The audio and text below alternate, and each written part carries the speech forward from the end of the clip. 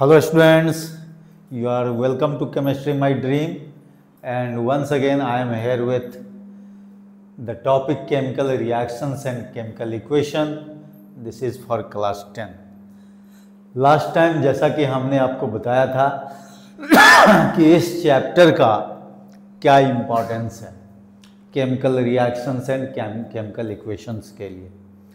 इसके लिए हमने आपको बताया था कि अगर आप सही केमिकल इक्वेशन लिख लेते हैं केमिकल रिएक्शन से, तो फिर इसका जो है इफ़ेक्ट यानी पॉजिटिव इन्फ्लुएंस जो है वो आपको चैप्टर नंबर 2 जो एसिड बेस एंड सॉल्ट है और चैप्टर नंबर 3 जो मेटल्स एंड नॉन मेटल्स है उस पर उसका काफ़ी जो है इफ़ेक्ट पड़ता है। और कहने का मतलब है क्या कि वो आपको जो चैप्टर्स है वो आसान लगने लगता है, लेकिन याद रहे कि केमिकल इक्वेशंस जो है वो सही होना चाहिए, क्योंकि उसमें जो सबसे बड़ी बात होती है वो हमने आपको बताया है कि रिएक्टेंट और प्रोडक्ट का सही फॉर्मूला लिखना होता है।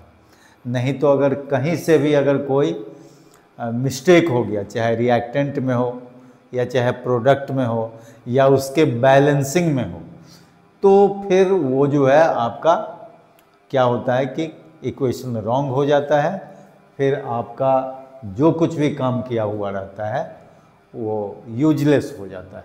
ठीक है, तो मैं ज़रा थोड़ा सा आपको रिकैप कर दूं कि टाइप्स ऑफ केमिकल रिएक्शन जो हमने दिया था आपको। देखिए, combination reaction, decomposition reaction, displacement reaction and double displacement reaction, सब के लिए हमने एग्जाम्पल सेट किया था। ठीक है, और डबल डिस्प्लेसमेंट के लिए खास करके जिसका एक दूसरा नाम प्रेसिपिटेशन रिएक्शन है, उसको हमने डायग्रामेटिकल रिप्रेजेंटेशन से भी दिया था कि एक्सपेरिमेंटली कैसे इसको जो है हम सेट कर पाएंगे।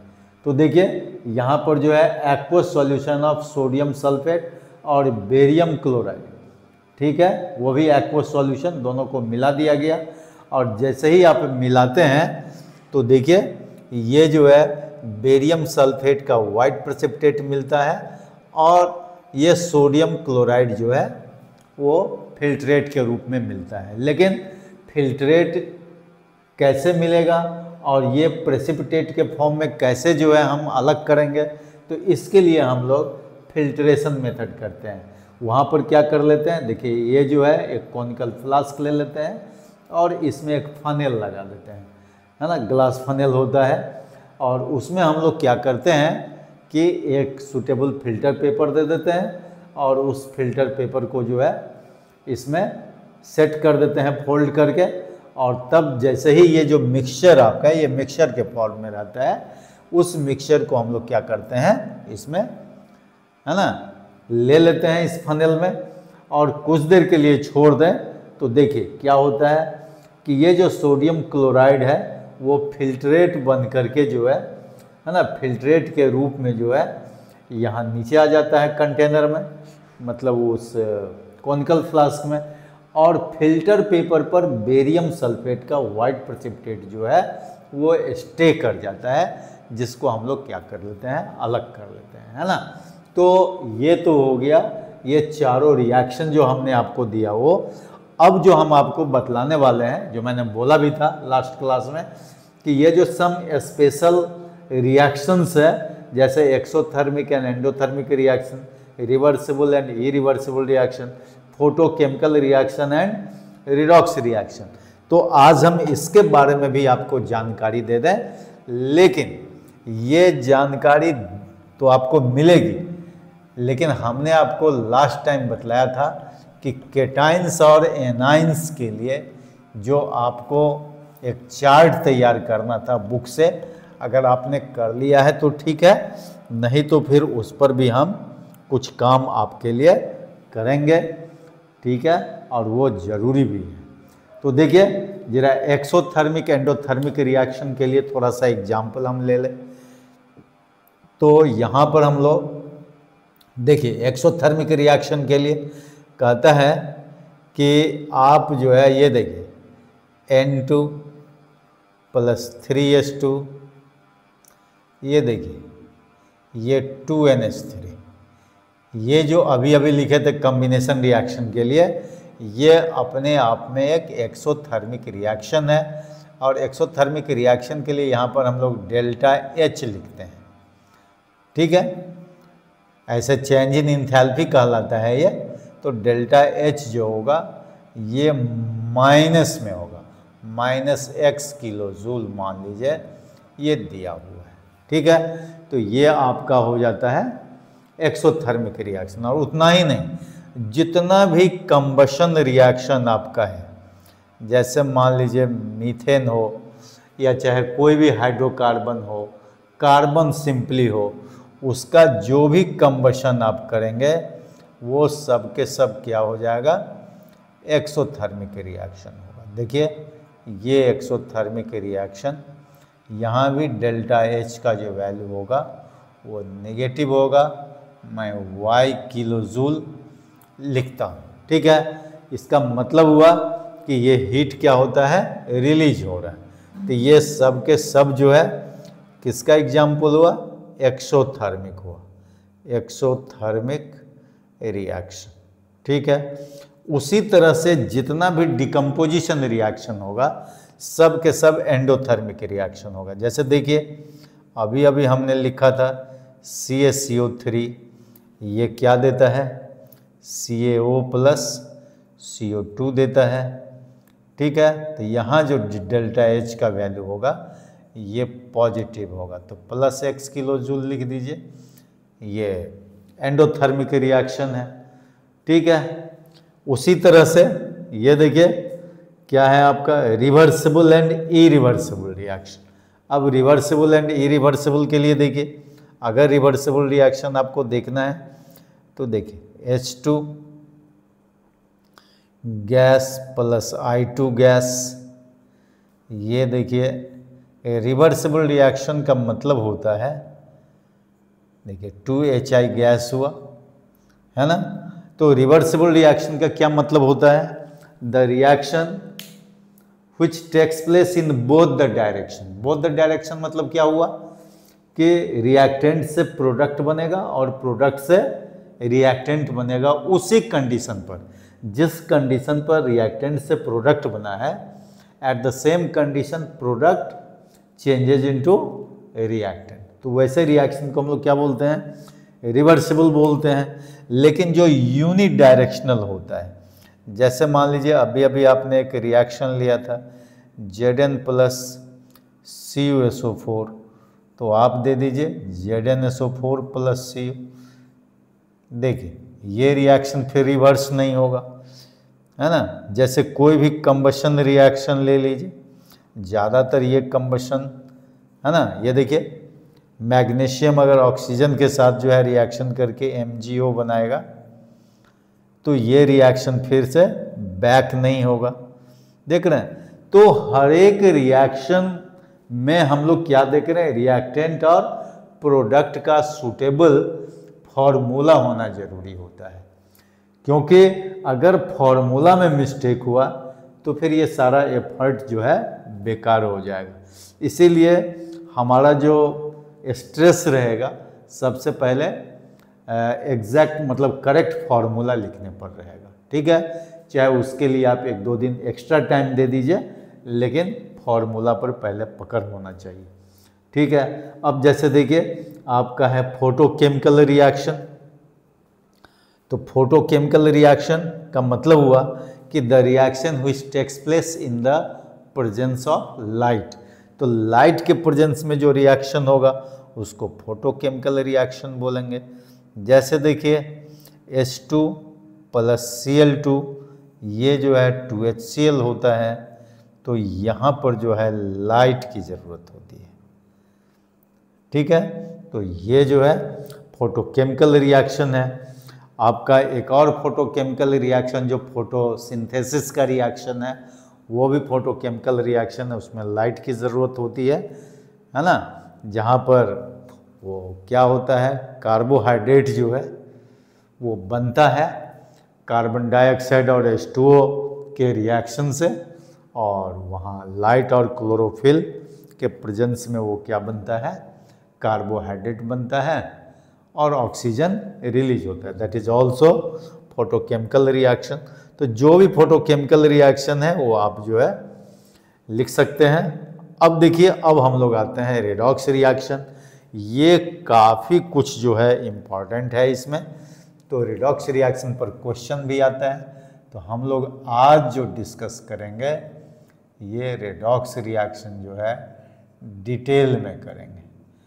तो हम यहाँ पर हेडलाइन लिखते हैं रेडॉक्स रिएक्शन आज के लिए। चलो, अब देखिए रेडॉक्स रिएक्शन में हम लोग क्या करते हैं। अब ये जो रेडॉक्स रिएक्शन है ये दो रिएक्शन के मिलने से बना है, और वो दो रिएक्शन क्या है। पहला है आपका ऑक्सीडेशन, ऑक्सीडेशन रिएक्शन। अब ऑक्सीडेशन रिएक्शन के लिए क्या कहता है कि आप तो जानते हैं कि रिएक्शन इज ए प्रोसेस, तो it is a process in which, अब देखिए क्या क्या होता है। ए में लिखिए addition of oxygen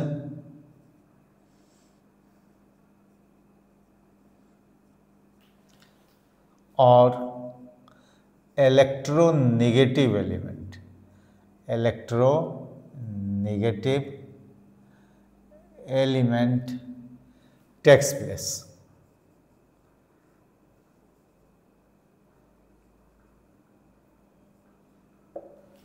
addition of oxygen और इलेक्ट्रोनेगेटिव एलिमेंट टेक्स प्लेस, मतलब किसी भी सब्सटेंस में ऑक्सीजन और इलेक्ट्रोनेगेटिव एलिमेंट का क्या होता है, एडिशन होता है। और बी में आप लिखते हैं रिमूवल ऑफ हाइड्रोजन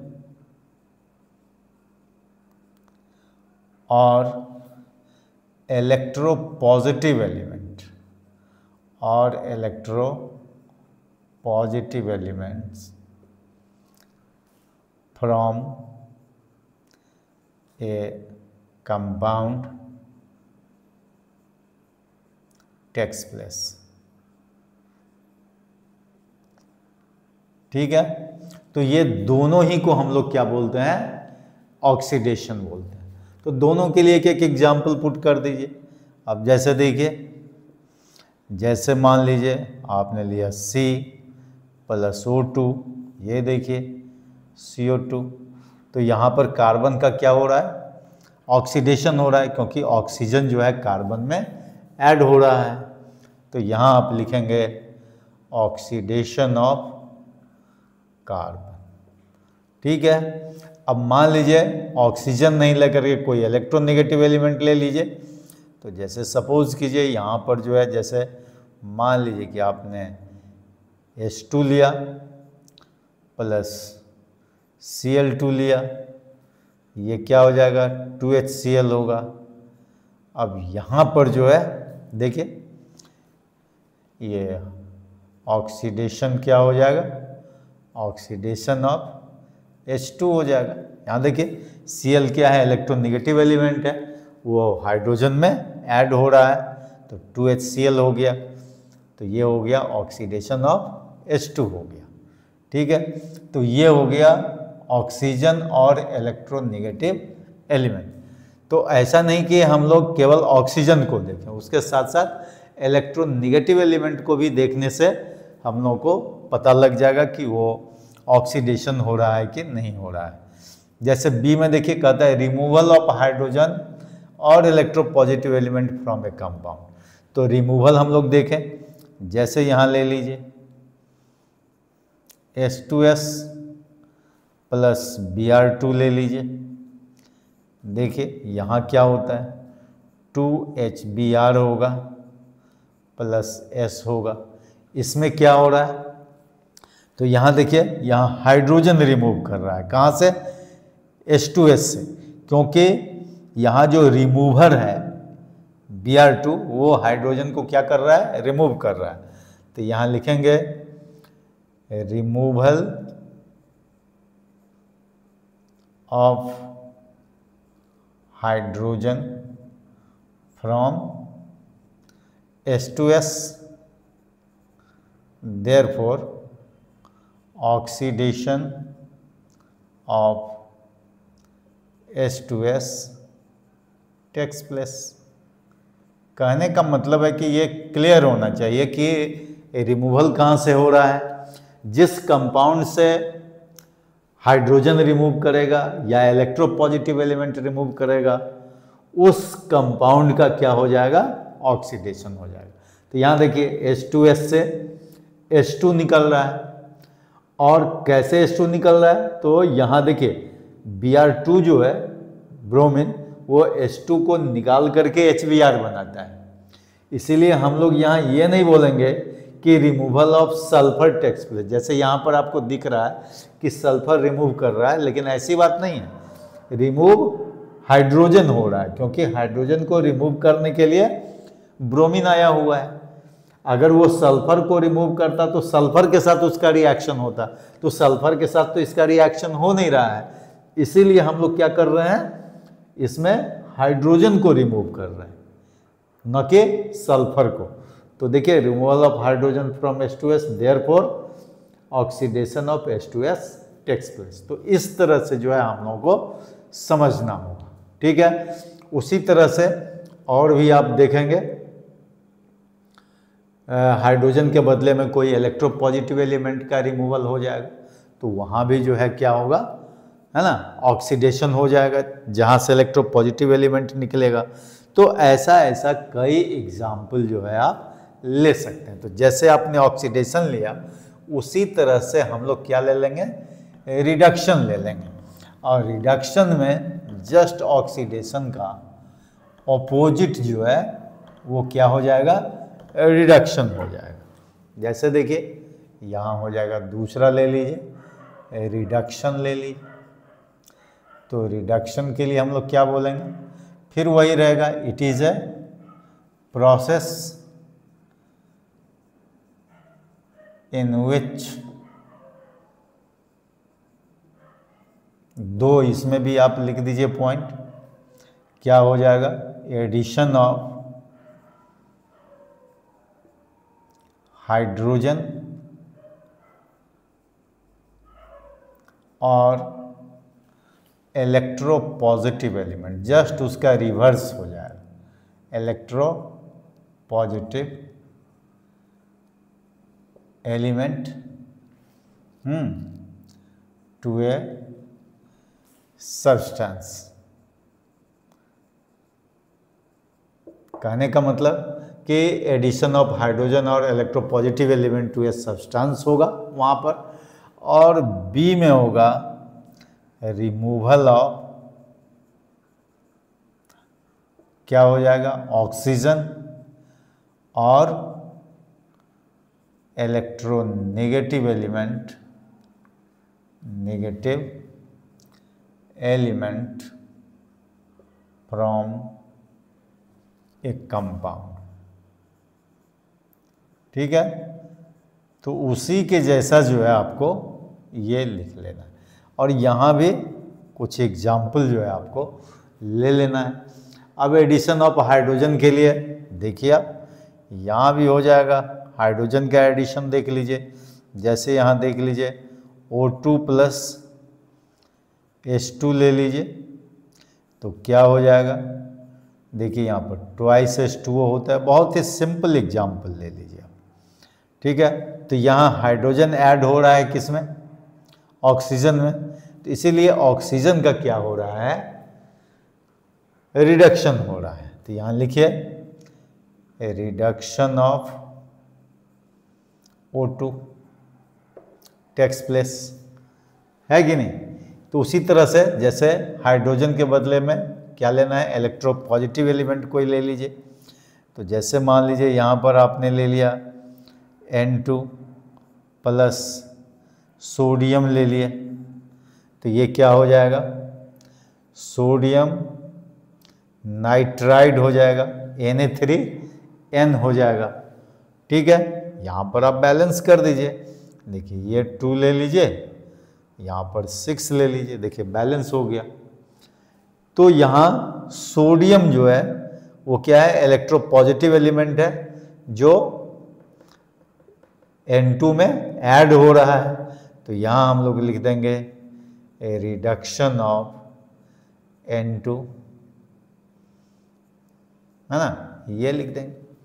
तो इस तरह से आपको जो है एग्जाम्पल सेट कर लेना है। जैसे देखिए रिमूवल ऑफ ऑक्सीजन, इसके लिए हम लोग एक एग्जाम्पल ले लें। देखिए यहाँ ये H2 ले लीजिए, यहाँ हम लोग क्या कर रहे हैं, ऑक्सीजन को यहाँ जो है निकाल दे रहे हैं। देखिए रिमूवल ऑफ ऑक्सीजन हो गया। कैसे? क्योंकि यहाँ देखिए हाइड्रोजन जो है वो ऑक्सीजन को हटा रहा है, न कि कॉपर को हटा रहा है। तो यहाँ रिमूवल ऑफ ऑक्सीजन बोलेंगे हम लोग। तो रिमूवल ऑफ ऑक्सीजन हो गया, ऑक्सीजन, एंड हेंस अब क्या बोलेंगे, और reduction of CuO takes place. और एक चीज ध्यान देने की बात यहाँ पर है कि ये कंप्लीट CuO का रिडक्शन हो रहा है। अब ये नहीं कहेंगे कि ऑक्सीजन को हटा रहा है तो ऑक्सीजन का रिडक्शन हो रहा है, ऐसी बात नहीं है। ये पूरे कंपाउंड का मतलब CuO का रिडक्शन हो रहा है, क्योंकि इसमें ढेर सारे बच्चे जो है गलती करते हैं। उनके दिमाग में होता है कि जिसको हटाएगा उसी को केवल जो है वो रिड्यूस करेगा। ऐसी बात नहीं है, उस पूरे कंपाउंड को क्या करेगा, वो रिड्यूस कर रहा है, क्योंकि उस कंपाउंड से किसी चीज़ का रिमूवल हो रहा है। जैसे यहाँ पर ऑक्सीजन का रिमूवल हो रहा है, तो ऑक्सीजन का रिमूवल यहाँ दिया हुआ है, क्या होता है, रिडक्शन होता है। तो यहाँ CuO का रिडक्शन हो रहा है, इसीलिए यहाँ कंप्लीटली लिखा हुआ है कि removal of oxygen and hence reduction of CuO takes place. तो इस तरह से ऑक्सीडेशन और रिडक्शन का आप जो है सेपरेट एग्जाम्पल दे देते हैं, ठीक है। लेकिन अब ये जो रिडॉक्स रिएक्शन है जो एक साथ है, इसका मतलब क्या हुआ?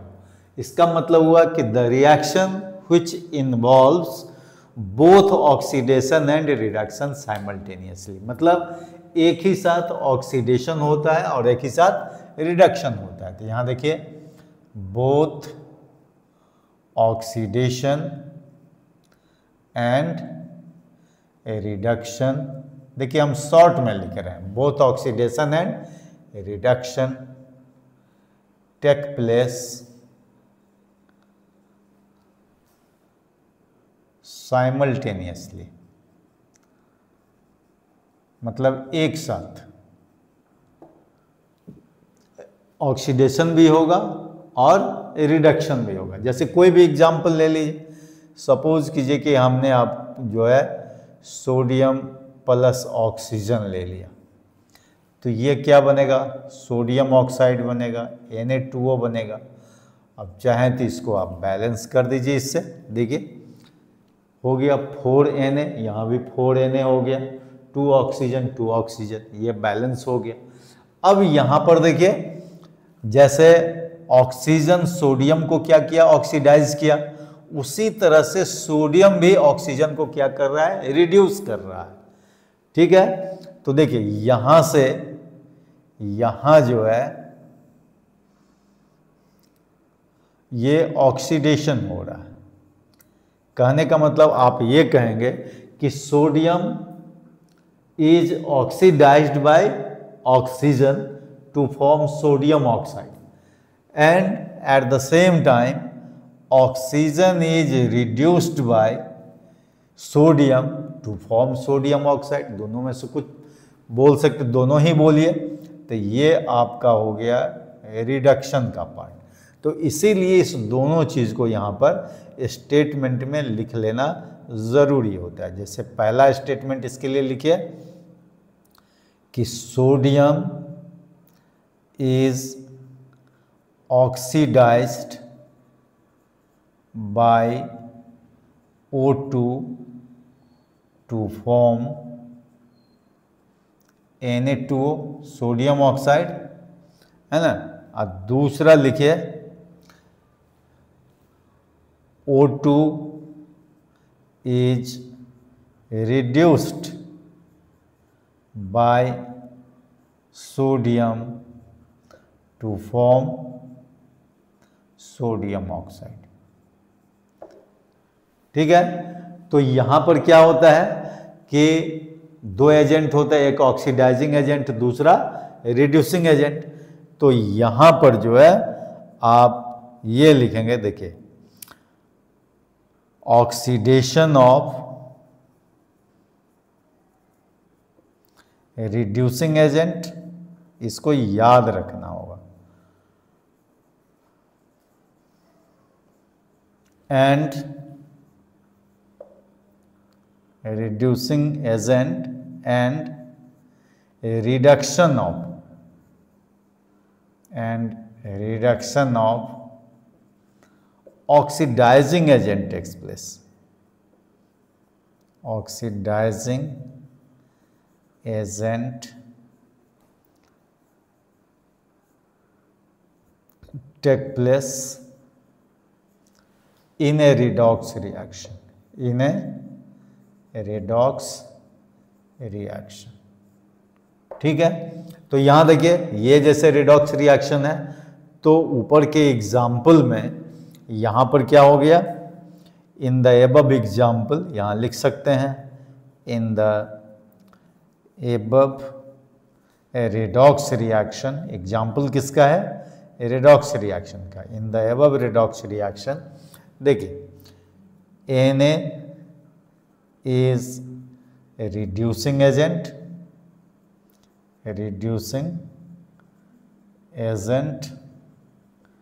while O2 is oxidizing agent।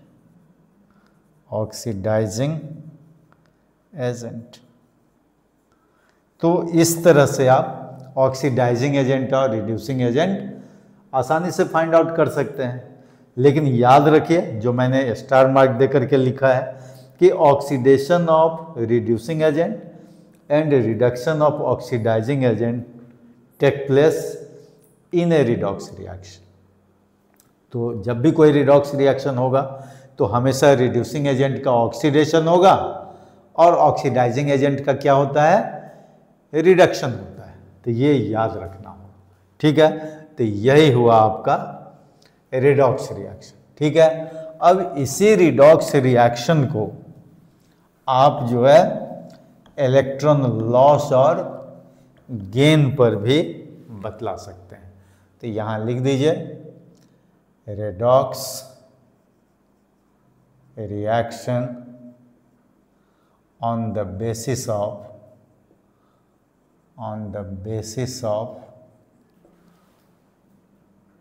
Electronic theory. ऐसे एनसीईआरटी में ये नहीं के बराबर दिया हुआ है, लेकिन फिर भी ये सिंपल सा जो है प्रॉब्लम है, कोई ज़्यादा जो है क्रिटिकल ऐसा है नहीं। तो redox reaction on the basis of electronic theory, वहाँ पर आप देखेंगे कि इलेक्ट्रॉन लॉस और गेन के बेसिस पर जो है आप इसको डिफाइन कर सकते हैं। तो देखिए यहाँ पर ऑक्सीडेशन जो होता है वो होता है लॉस ऑफ इलेक्ट्रॉन, आपको जो है उस प्रोसेस में दिखाई देगा। और रिडक्शन जो होगा, तो oxidation is a process in which loss of electron takes place.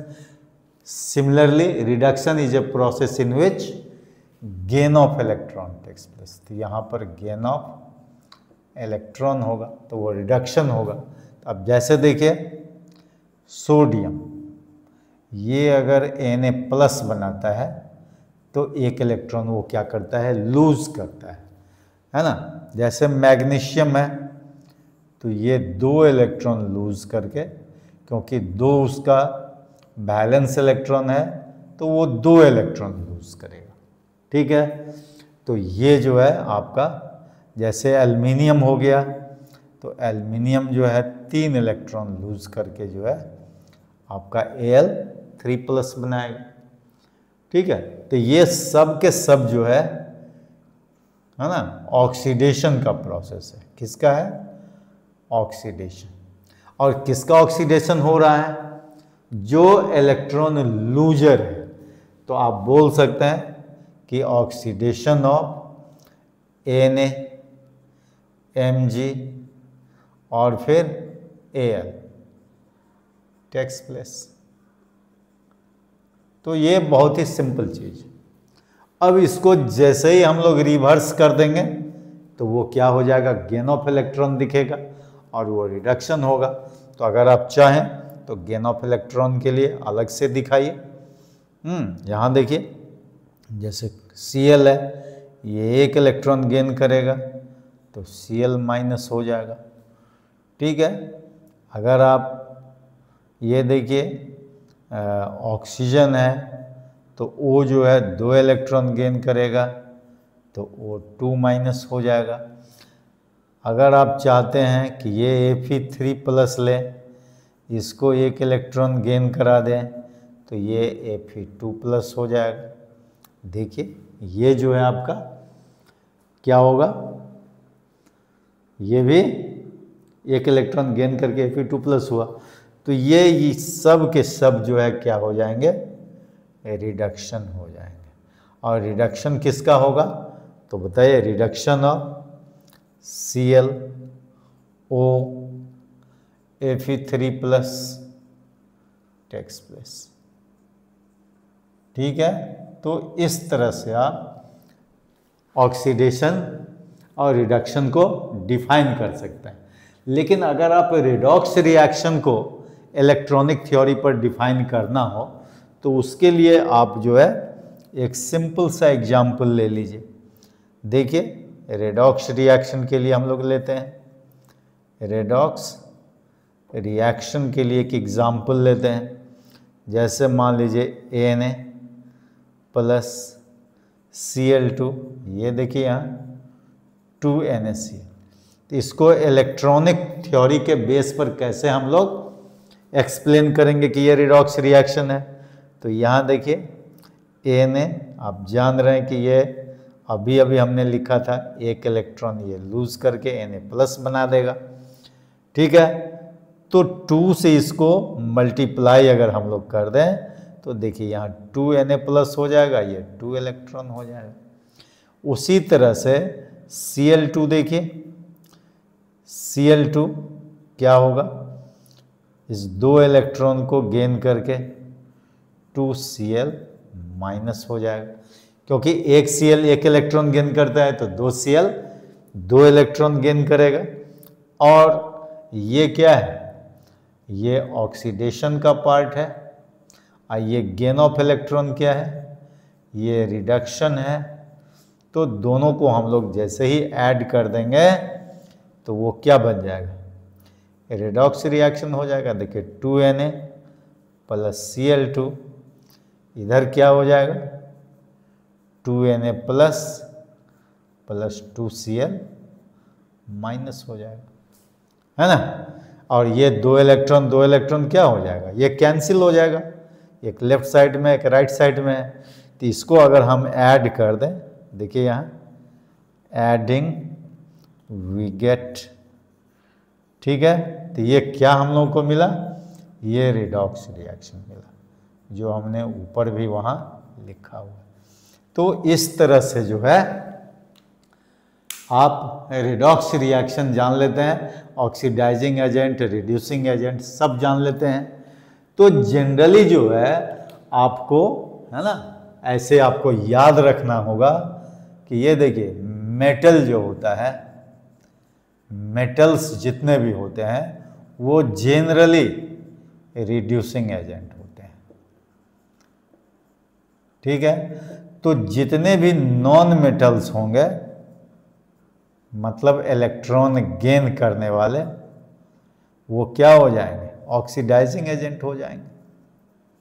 Oxidising agents. तो इस तरह से जो है हम लोग, है ना, ऑक्सीडाइजिंग एजेंट और रिड्यूसिंग एजेंट भी जान गए, रिडॉक्स रिएक्शन जान गए, ओल्ड पैटर्न पर भी जान गए। Old pattern hydrogen and oxygen, मतलब loss of hydrogen and oxygen, gain of hydrogen and oxygen, और उसके साथ साथ electronegative element and electropositive element भी जान गए। जहाँ ऑक्सीजन के लिए होगा वहाँ इलेक्ट्रोनेगेटिव एलिमेंट भी काम करेगा, और जहाँ हाइड्रोजन की बात होगी वहाँ इलेक्ट्रो पॉजिटिव एलिमेंट भी लेंगे। तो इस तरह से हम लोग टाइप्स ऑफ रिएक्शंस जितने भी है सब के सब पढ़ लिए। लेकिन कहानी फिर वही रही कि करेक्ट केमिकल इक्वेशन लिखने के लिए आपको केटाइंस और एनाइंस का वैलेंसी चार्ट होना जरूरी है, और उतना ही नहीं, उसको आप यूज़ करके फॉर्मूला लिखिए और फिर केमिकल इक्वेशन लिखने की कोशिश कीजिए। नेक्स्ट टाइम आपको हम कुछ क्वेश्चन देंगे जो सीबीएसई बोर्ड में पूछता है, और उस तरह का क्वेश्चन आंसर आपसे करवाएंगे। Okay, thank you, be healthier and happier. Okay.